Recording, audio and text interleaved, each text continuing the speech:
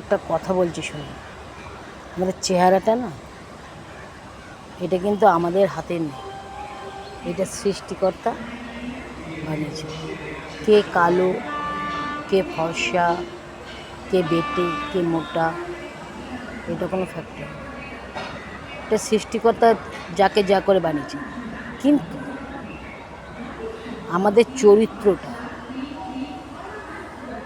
আমাদের আচার আচরণটা, এটা তো আমাদের হাতে।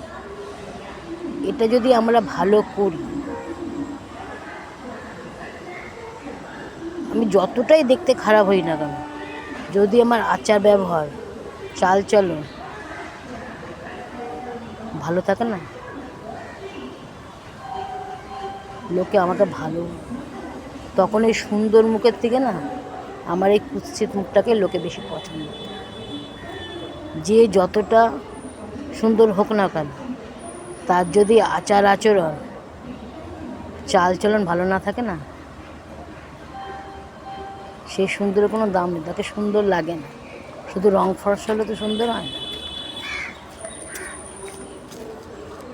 আচার আচরণটাকে, ব্যবহারটাকে, যেটা আমাদের হাতে আছে সেটা যদি আমরা ভালো করি,